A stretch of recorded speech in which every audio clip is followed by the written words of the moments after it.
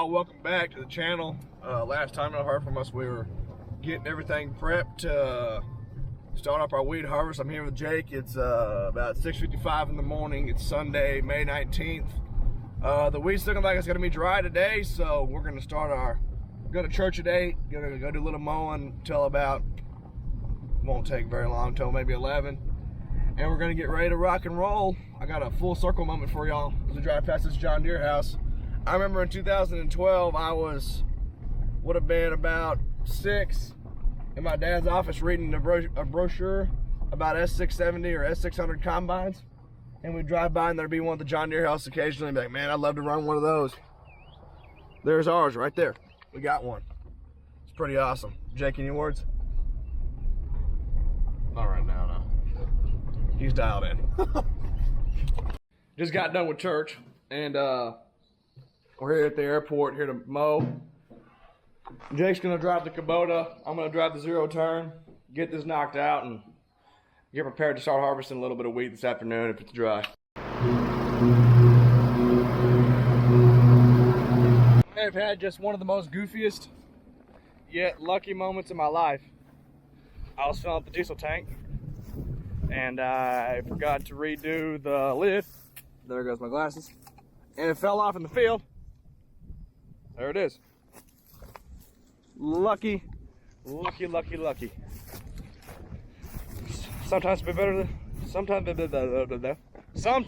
to be lucky than good. So, sorry for putting my hand in y'all's face, but that's what's going on. Stay. There's your first grain of the 2024 year. Heading on in the tank. Big year ahead of us, hopefully. Shake it down. So it is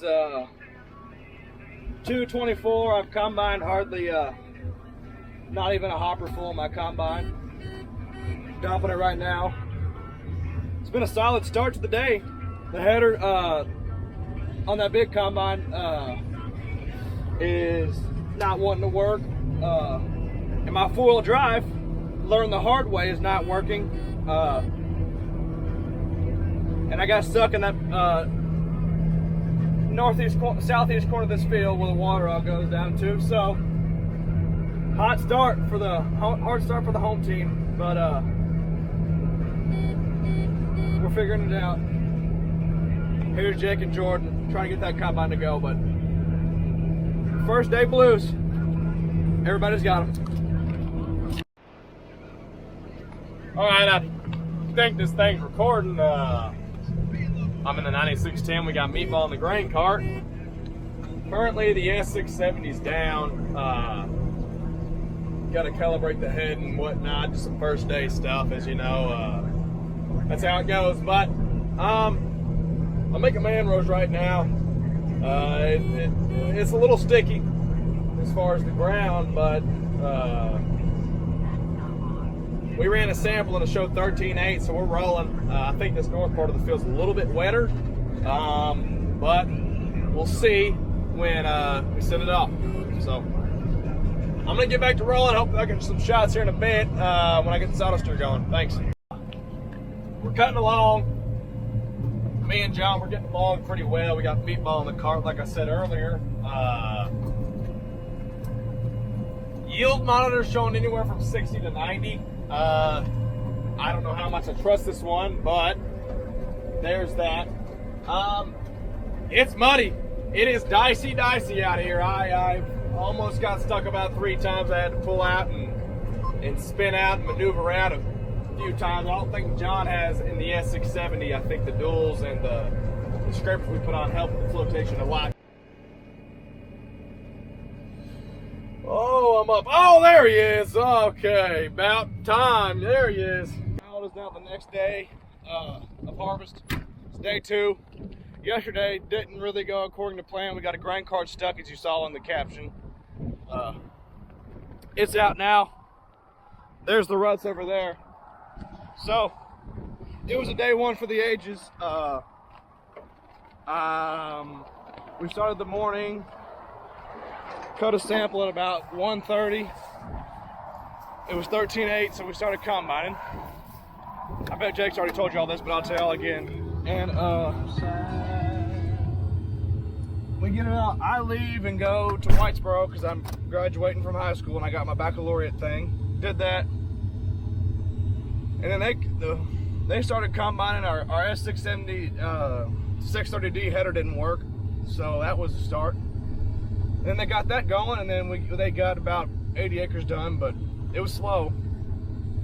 No, not 80. I'm crazy. They got like maybe 50 or 60 acres. I was hoping for 80. That's what I meant that. And those of you who farm and those of you who don't, I'll explain to y'all. We left the hatch open on the grain truck, and it's a lot of wood on the ground, so I'm gonna go scoop it up and put it in the header so we don't leave it on the ground. We're back to rocking and rolling. If you want to see what happens when you take a 54,000 pound grain cart through a mud hole, right there.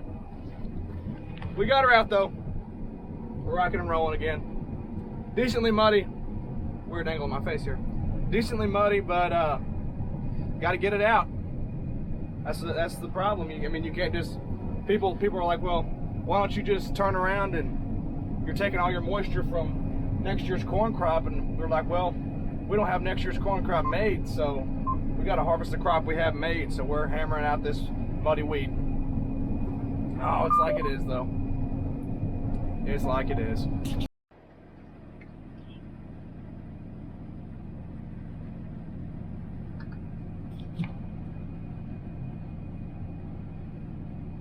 Man, back in the saddle, blasted through that hole.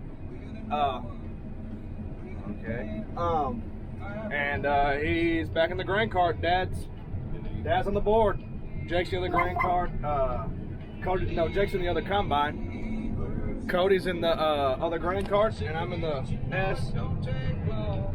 Jake is in the 9610. We're hammering. Jake's GPS is giving him some fits. Well, not some fits. It's not working, but that's what's going on. To Dad again. I know I told you on text, but thanks again for lunch. Chicken Express, not sponsored, but yeah, we're hammering. It's about 13.5% moisture, 3.1 mile an hour, 2210 RPMs. It's muddy in places, but other places it works perfect. So hard to complain. Rocking and rolling. Like I was saying earlier about us, my lips are dirty. I got gum on them.